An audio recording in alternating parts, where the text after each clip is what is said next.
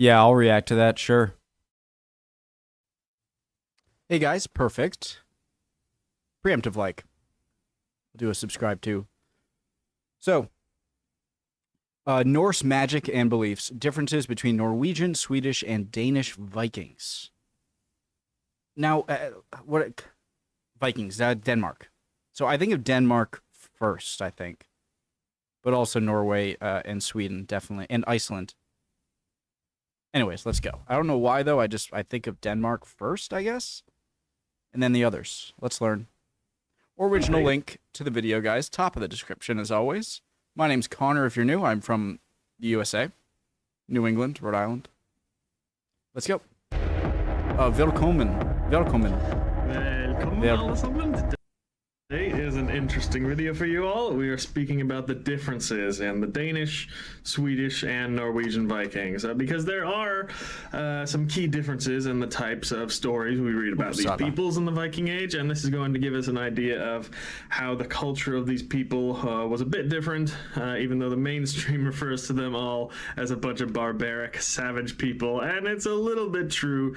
We are all one people, but we are like three very different brothers. So also, you're going to see that we have not really changed that much over 1,000 years. So super cool topic. I'm going to be a little bit biased, of course. So if you are Swedish or Danish, be ready to get made fun of a bit, but that's Norwegian. Okay. You guys are strong enough to handle it. I'm going to make fun of Norwegians too, but our feelings get hurt a lot easier. We're a little sensitive, so we have to go soft on the Norwegians so they don't get offended. I just think I realized why I think of Denmark first when I think of Vikings. Because I think the three main groups that often invaded, modern-day British Isles were from Denmark. The Jutes, the Saxons, so I forget, but I think that's... And I do enjoy trying words that aren't English, so sorry ahead of time. Just for all the non-Scandinavians listening in, we all make fun of each other always and have a friendly rivalry, but deep down we love each other even though we don't admit it, just like real brothers. So anyway, like US and Canada. First, speaking about Denmark, you pastry eating, potato stuck in your throat mumbling sons of bitches. Helden Keft. Anyway, the Danes actually, they were the best Vikings, I have to admit. They were the ones that raided the most, at least on the largest scale, and more importantly, they were the ones that settled the most in the most significant places. Not only did they settle, but they absolutely took over wherever they went. The main places being England and France, of course. And they set up a full kingdom there. We have the Danelaw in England, of course, which was entirely under Danish control. But later on in time, all of England was under Danish rule for a certain time. Then, of course, we have Normandy. Question. Question. Scotland. Shetland. Orkneys. Svolder. No. You guys must have had contact with Scottish tribes. I don't know where I was going with this. Okay. All of England was under Danish rule for a certain time. Then, of course, we have Normandy. The Danish Vikings were raiding the shit out of France pretty much, and the French got so tired of it that they gave northern France area to the Vikings, and this is the story of it that you all know. Then, about 200 years later, these Normans invaded and took over England again.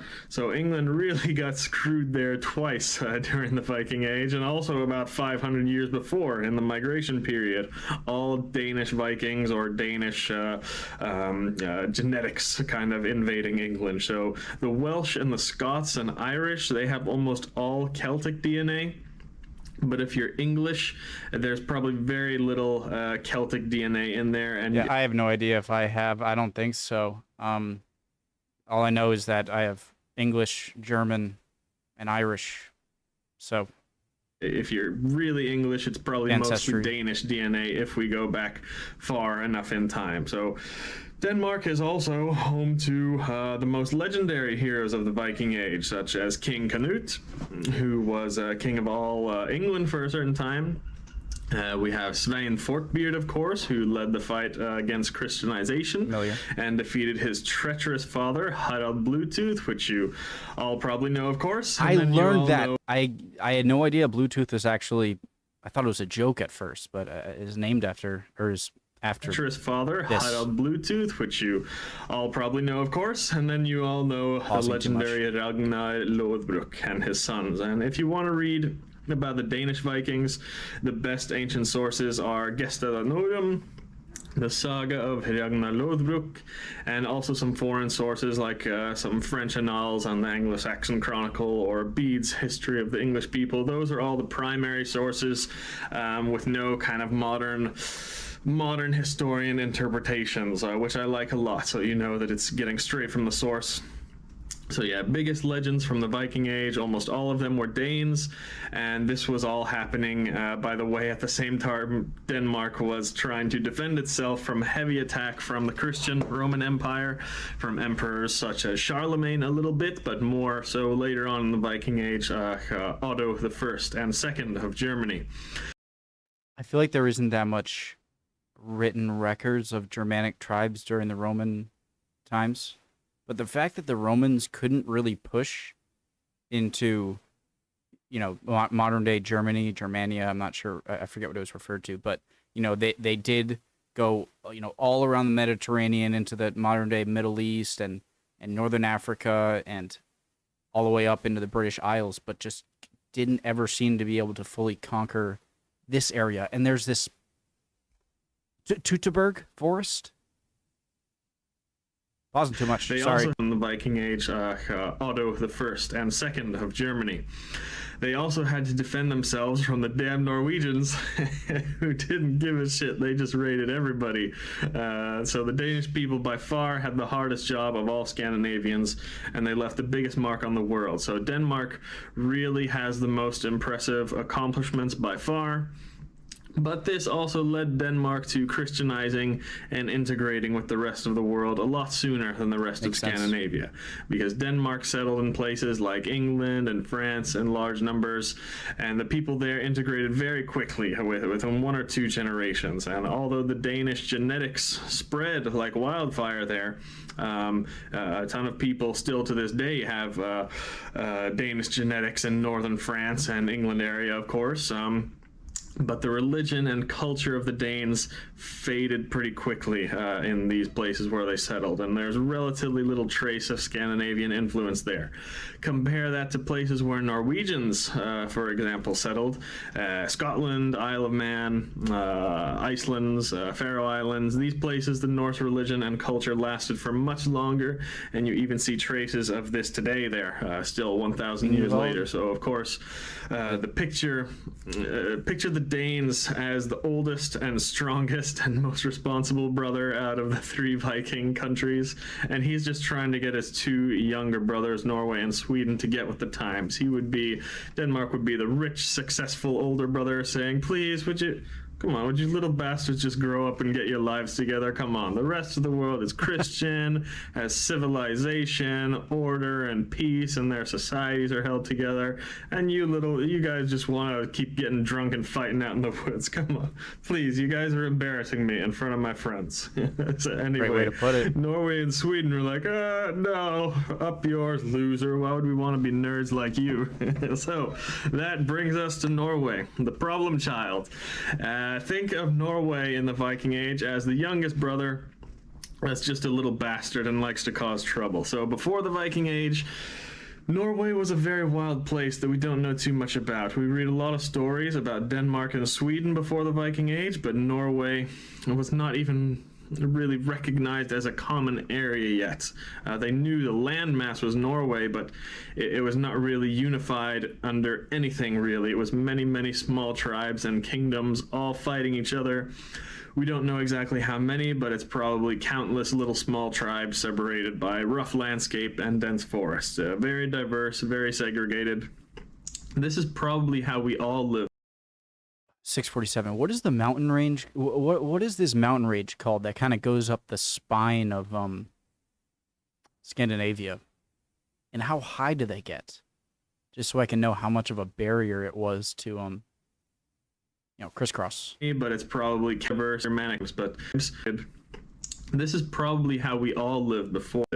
Sorry, just start from here. Probably countless little small tribes separated by rough landscape and dense forests. Very diverse, very segregated. This is probably how we all lived before. The famous Germanic tribes living almost 1,000 years before the Viking Age in Roman times. But civilization and central rule came to these other areas like Germany, Denmark, and Sweden. But in Norway, at the start of the Viking Age, we were, again, just a bunch of wild bastards living in small tribes in the woods. Probably closer to a hunter-gatherer society than an agricultural one. Based on some archaeological evidence, of course, we had farming, but to a much lesser degree than... Question. The Sami, which I was confused because I figured they would look more like Inuit, but they were blonde. So were they separate from the Viking culture, or were they the Viking... Okay. You know who I'm talking about. Are they completely separate people from, like, the group of people we're talking about and just, like, lived were like the original inhabitants of Scandinavia? In Sweden and Denmark, evidence, of course, we had farming, but to a much lesser degree than in Sweden and Denmark. Then that all came to an end in the Viking Age. First, it was our first king who came around to unify the country. This is Harald Fairhair that you all know. And this is really the most significant event in the history of Norway that has shaped us for 1,000 years to come, because there was a clear split. We were a wild and untamed people for thousands of years, and then a king comes in and puts everyone under unified rule. Now, it's important to say here, anyone who has read some of the sagas, Harald Fairhair was not that bad of a guy. He was only a bad guy to the people who didn't listen to him. If you kissed his ass and brought him gifts and offered to fight on his side, Harald was... You're describing a not-so-great guy. Great to you. If you kissed his ass and brought him gifts and offered to fight on his side, Harald was great to you. He would give you freedom, he would give you land, he would make sure you were all taken care of. But if you stood up to King Harald in any way or disagreed with him on things, he would try to kill you if he could, but at the very least he would make your life very miserable with laws and restrictions, and, you know, especially if you kind of got into little quarrels with any of his friends. So Harald ruled actually a very long time, more than 70 years. That's almost half the Viking Age right there, and his sons were not much better than him after that, and they were all very oppressive too. So the result is anyone with any balls in the Viking Age left Norway, settled in Iceland, Scotland, Ireland, Greenland, and many other places. You guys know Hafthor Bjornsson? Yeah, he's like World's Strongest Man. I think he was in Game... I never really got into Game of Thrones, but I think he was in that too. My friends in college loved it. But imagine seeing if he existed back in like year 780 AD or something like that. Like carrying horses back to the village or something. Oh my god. Giant broadsword. Aren't like the more tall people though from... That's not important right now. Anyone held in Iceland, Scotland, Ireland, Greenland, and many other places. Anyone who really valued freedom in the Viking Age left Norway. This is exactly what's happening today in Norway too, but I'll get into that in a minute. What else can we... Norway is like what everyone wants to be. What do you mean?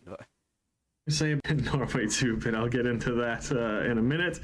So, what else can we say about the Norwegian Vikings? These were explorers and raiders primarily. The Danes were the settlers and invaders. So they came in a lot larger forces, raided big places like Paris and York, things like that.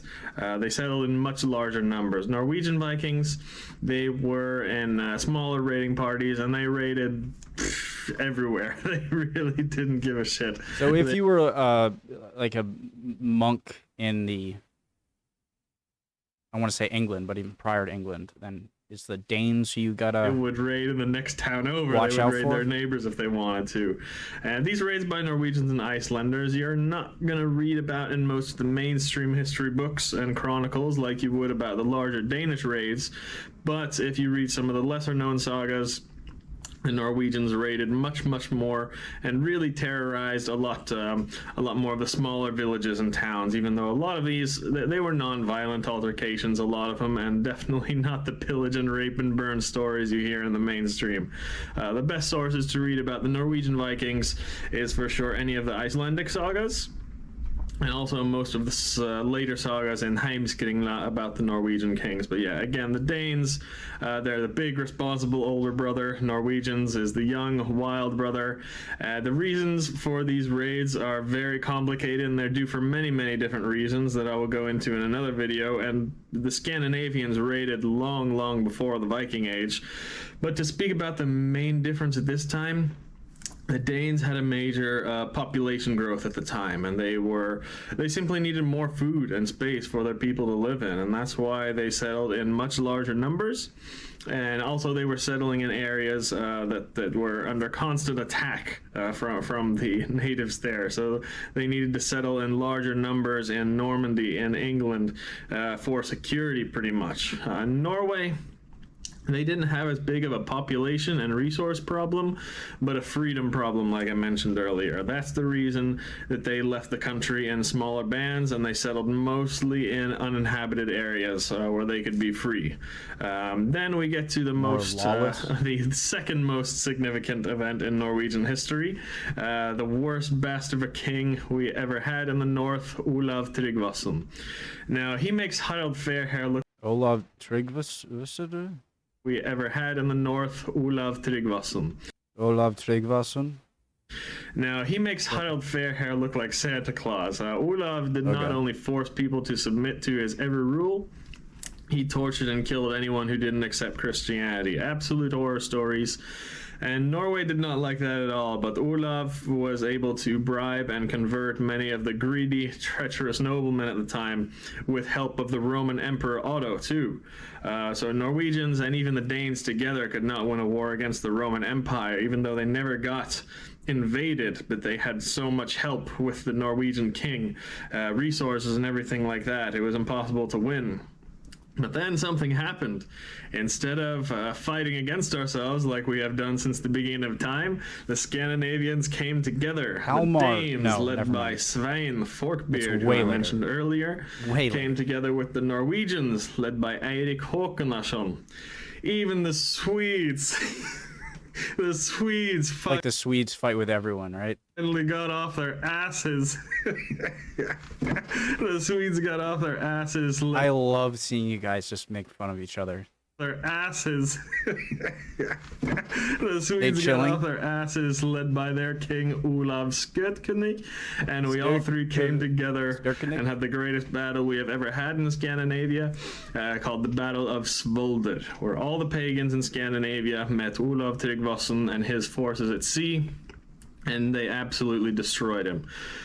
King Olav had the support and finance of the Roman Empire, and still they did not even stand a chance against a united Scandinavia. No. I just want to say, so he's Norwegian. He has zero accent, except when he like uses Norwegian or Swedish or Danish terms or names. Just notice that. Army ever stands a chance against the united Scandinavia in their own home, which is why they tried to divide us and use our own treacherous rulers to keep us down, again, just like they're doing today. So one more thing about this battle that will give us an idea of the differences between these countries is a few quotes I'll share with you here. When Olav knew that he was surrounded by armies from Denmark, Norway, and Sweden. And here we go, the Danes. This is what King Olav said. These forest goats will not overcome us. The Danes have the courage of goats. We will not fear that force because Danes have never carried off a victory if they fought on ships. And that's kind of true. The Danes were great warriors. They won a lot of battles, but anytime it was a naval battle at sea, they lost, even in Paris. I would have never guessed that. I would have thought the Danes would have been the better sailors. So they were not good sea fighters. Then Olav sees the Swedes and he says, "Oh, the Swedes, They will have an easier and more pleasant time licking their sacrificial bowls than boarding the Long Serpent in the face of our weapons and succeeding in clearing our ships. I expect that we will not need to fear those horse eaters. Okay, I'm getting to understand then, the King Olav stereotypes sees here. the Norwegian, Eirik Håkonarson, sailing in with his men, and he says, "Ah, shit." And he then realizes that they are in for a hard battle because they are Norwegians like us. So here we go, King Olav, vastly outnumbered, yelling salts at the in the Danes and the Swedes and not threatened at all. But when he sees the Norwegian, he tells his men, "No, forget about the Swedes, get the Norwegians. Don't worry about the Danes, get the Norwegians." So there you have it. The Danish were the oldest brother and most mature and adapted to the new world. Swedes were the middle The child. Norwegians were the youngest brother that was the wild child and everyone was really scared of. And the Swedes, they were the middle child that just liked to sit on I'm the middle child, so their hello, asses Sweden. and party and find their spirituality, just like a bunch of hippies, I feel just you, like Sweden. Swedish people today. I'm bullying Swedish people too much, but I'm kidding. I'm gonna tell you why, though, this was a great thing. And really, the Swedes are in fact the most important out of all of us. And it's because they played the most valuable role in the preservation of our religion and culture. So the Swedes in the Viking Age, we don't find much information about their deeds in the sources. We have dozens of sagas, really Yeah, I think of the Swedes in like the 1600s. Super, definitely someone to reckon with. thousands of Hours pages to that reckon with. document the actions of Norwegian and Danish Vikings, but not a whole lot about the Swedes. Of course, the Swedes did things. They weren't just sitting on their asses for 200 years. It's just that we don't have a lot of written sources in the Viking Age about what the Swedes did. However, before the Viking Age, Sweden was the top. Sweden was the top dog, really. Pretty much Before? every major battle. Sweden was the Viking Age about what the Swedes did. However, before the Viking Age, Sweden was the top. Sweden was the top dog, really. Pretty much every major battle, event, hero, legend, it was in Sweden. There were some in Denmark, but mostly taking place in Sweden or with Swedish heroes. Also forget that during the migration period, the Swedes played the biggest role influencing all of Europe, pretty much. The Goths that migrated in massive numbers Right all the way down the Europe, pretty much. what's the river? The Dnieper, the Volga. I think is this the Volga and this is the Dnieper. The Goths that migrated in massive numbers all the way through the east and southern Europe. They were originally from Sweden. So pre-Viking Age, the Swedes were number one in fighting, technology, society, everything. We have a few written sources that confirm this. Heimskringla and Beowulf are probably the two most famous ones, but also archaeological evidence. Everyone knows Sweden Beowulf. seems to be much more advanced than Denmark and far more advanced than Norway with weapons, agriculture, technology, all of those things. But Sweden kind of started to slow down in the Viking Age. From all the sagas and other chronicles, they seem to be a more peaceful, civilized, and religious people during this time. And also, they didn't really settle or explore in a lot of places like the Danes or Norwegians did. Of course, Swedish people explored and settled. We know that they went east and to Eastern Europe and settled. We just don't have many records of it. So, I guess I have to change my attitude when I think of Vikings, because the more, out of the three so far from the picture he's painting here, it seems like the Norwegians being the more kind of, is barbaric the right word? I don't, or like really, you know, seafaring, like, big beard this guy looking, he's got a great beard. I would definitely rock a beard if I could grow one like that. Now I'm sad. No, but when you think, I guess, the stereotypical Viking that most people would think of, it seems like the Norwegian Vikings fit that mold the best. So yes, they seem to be largely peaceful people. with more focus on spirituality than anything else. As I mentioned earlier, King Olav has said this as well, and a couple of other sources, such as Adam of Bremen with his description of Uppsala, and also Ibn Fadlan writing about the Rus Vikings, who were in the east, who we think were Swedish. So the Swedes were definitely the ones Livonia? who kept the strongest tradition of pagan worship and practice, much more than the Norwegians and Danes. The Norwegians and Danes kind of let their native spirituality go, but Sweden definitely kept that tradition going strong. Also, How far back does Midsummer go? Midsummer? Isn't that like the summer solstice time? June 21st? in archaeology, Sweden definitely kept that tradition going strong. Also, in archaeology, we find clues about this. Most of these little statuettes and rune stones and graves that we're able to learn a lot from, they're found in Sweden. Also, we find lots of evidence of travel and trade with the East in Sweden, such as this Buddha statue and the Relinge statuette, which was probably inspired by... So can most Scandinavians, like, is this a lost kind of form, or can you guys read this? No? Okay. We find lots of evidence of travel and trade with the East in Sweden, such as this Buddha statue and the Relinge statuette, which was probably inspired by Eastern spirituality. So it's very possible that the Swedes traveled to the East and brought some of this more Eastern type of spirituality home with them and kind of calmed down from all the fighting and raiding. But also, the fact that Sweden remained pagan quite a lot longer than Denmark and Norway. Even then, there is a lot of evidence that paganism continued a lot longer unofficially in Sweden than anywhere else. And this is the reason why I'm so happy the Swedes were like this in the Viking Age, because most of the existing sources and evidence that we have about pagan, like actual pagan practice, comes from Sweden. The myths and things like that come from Iceland, but everything we know about the actual practice of Sweden comes, practice of paganism comes from Sweden. And thanks to this, we have records of how we can practice accurately today. So from archaeological finds, burials, rune stones, written sources like Adam of Bremen and Ibn Fadlan, law codes, folk tales, these are all mostly from Sweden. And really also very important that we forget is the grimoires, or svarteböcker as they're called. These books document different magic practices and folk traditions.